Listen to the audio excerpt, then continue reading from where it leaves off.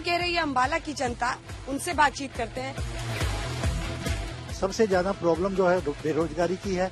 जिस तरीके से, जिस गति से देश के अंदर विकास हो रहा है, हम सब देख रहे हैं। ये अपील है कि रियल इश्यूज पर ही वोट दें। नामुमकिन काम किए हैं, 100% मोदी जी आएंगे। भगवान के नाम पे वोट मत मांगे, काम के नाम पे वोट मांगे बस।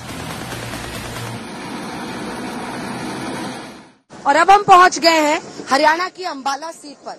अम्बाला सीट के पूरे इतिहास को अगर आप देखेंगे तो सुषमा स्वराज, ये बात है 1977 की, जब 25 साल की उम्र में सुषमा स्वराज यहां से पहली बार विधायक बनी थी।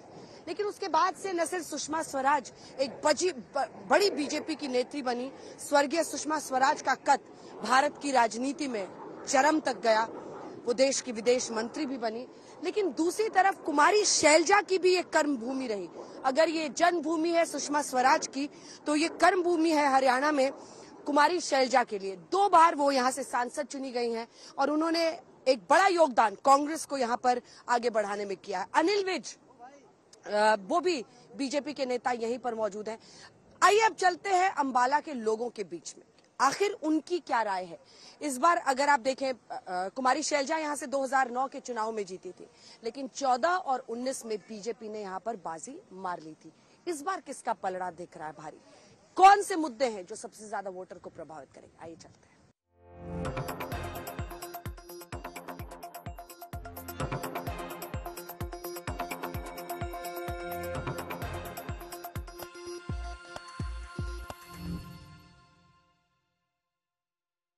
तो क्या कह रही है अम्बाला की जनता, उनसे बातचीत करते हैं। हरियाणा को भी समझना होगा, बीजेपी ये चाह रही है कि यहाँ पर उनकी परफॉर्मेंस रिपीट हो, लेकिन जनता क्या सोच रही है ये उनसे जानेंगे।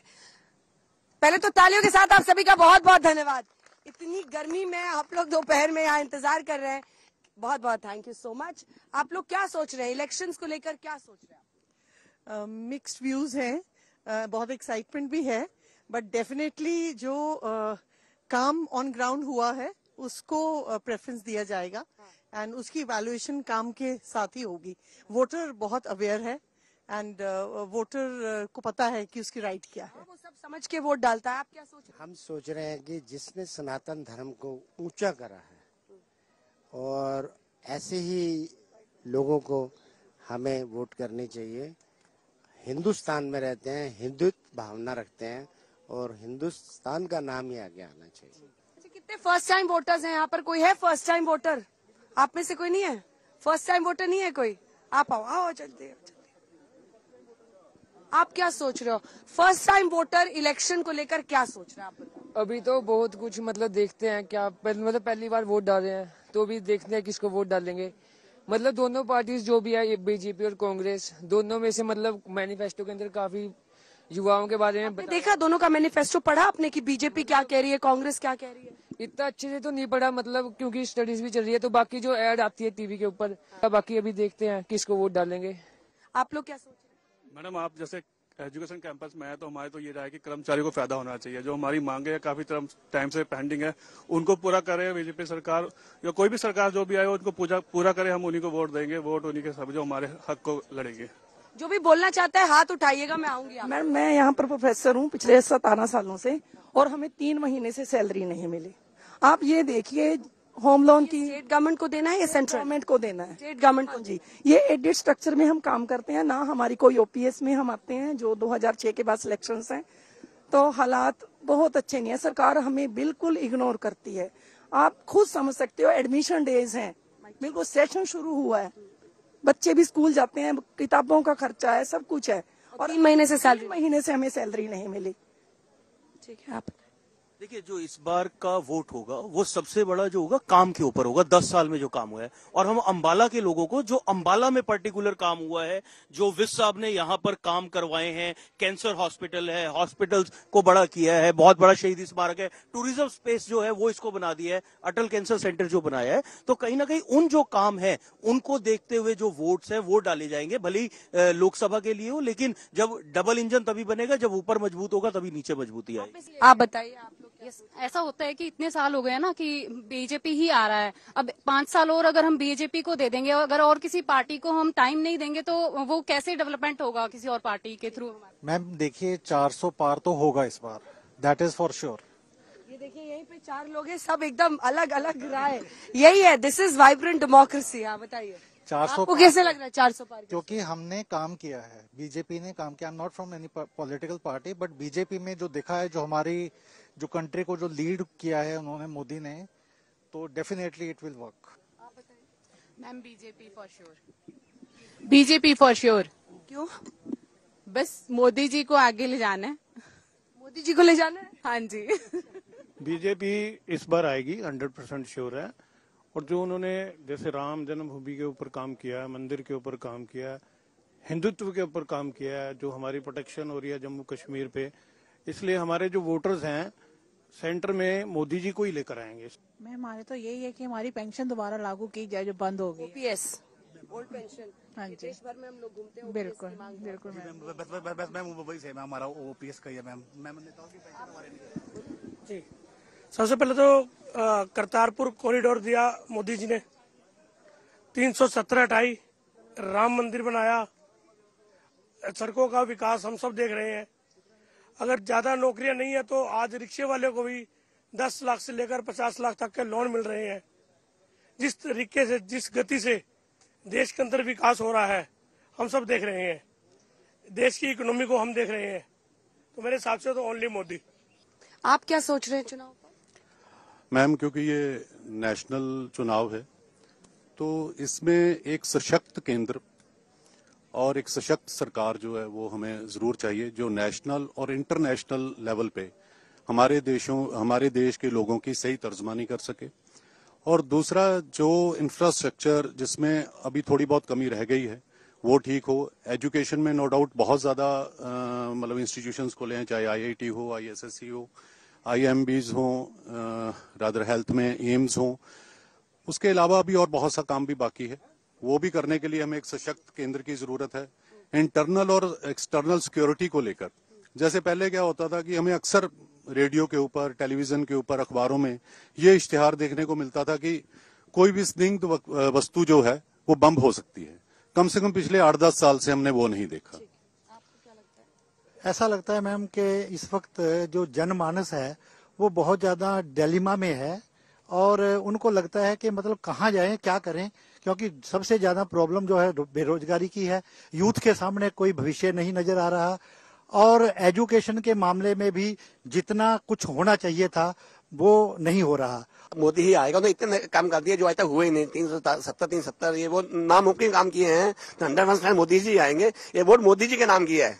ये उम्मीदवार कौन है इससे मतलब नहीं? हमें इससे कोई मतलब नहीं है, मोदी के नाम की वोट है, मोदी जी पीएम बनेंगे। मैडम हम तो यही कहना चाहते हैं, कोई भी वोट मांगे ना, भगवान के नाम पे वोट मत मांगे, काम के नाम पे वोट मांगे, बस ये चाहते हैं हम लोग। मोदी जी आएंगे। क्यों? काम किया उन्होंने मोदी जी ने।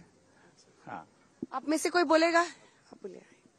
आज तक का धन्यवाद निष्पक्ष प्लेटफॉर्म देने के लिए। तो ज्यादा सोचने की कोई बात नहीं है। अपना मोदी जी ने 10 साल में बहुत कुछ करके दिखाया जी। क्या? जैसे सड़कों का जाल बिछा दिया, हर मानुष को छुआ है कहीं ना कहीं मोदी जी का जो काम। और उसमें क्या कि देखो, पहले अपने गांव, हमारा गांव यहाँ से अपना 200 किलोमीटर गांव है भिवानी के पास, 7 घंटे लगते थे जाने में यहाँ पे। अभी आप यहाँ से 2.5 से 3 घंटे में पहुंच जाते हैं।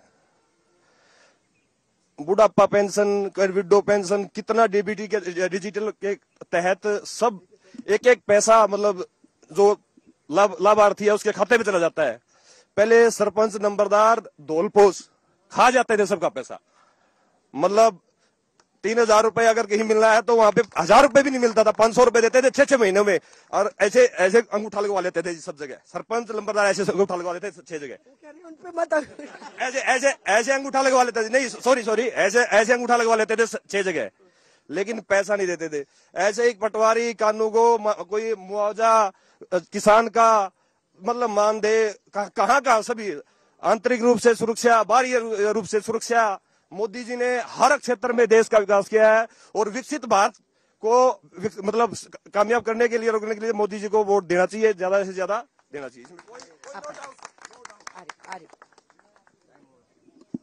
मैं 10 सालों से मोदी जी ने पहली बार इस देश को ऐसा पीएम मिला है जिन्होंने कोई नहीं कह सकता किसी फील्ड में कि देश का सामने सड़क, इंटरनल सिक्योरिटी, एक्सटर्नल अफेयर्स कहां पर उनका काम नजर नहीं आ रहा।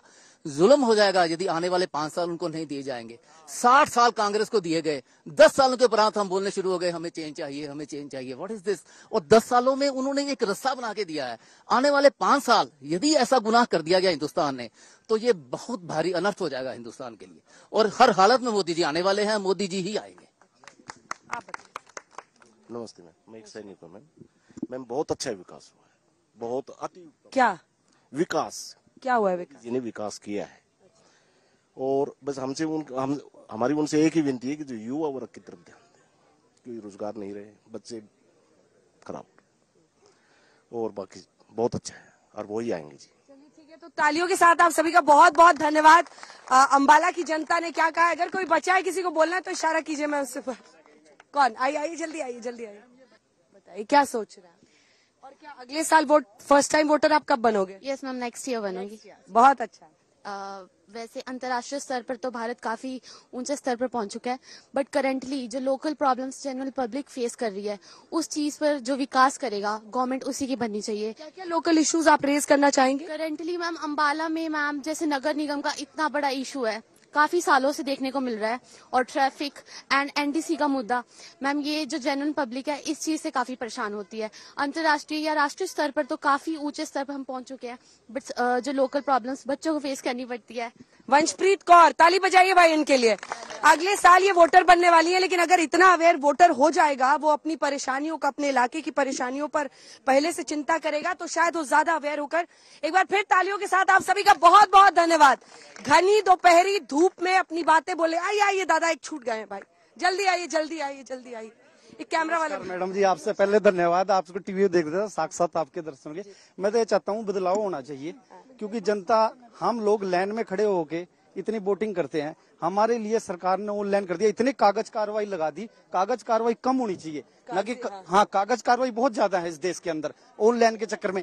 ये तो सब पढ़े लिखे क्षेत्र में रहते हैं, गाँव में देहात में जाओ सारे पढ़े लिखे नहीं होते हैं जो ये सब करेगी।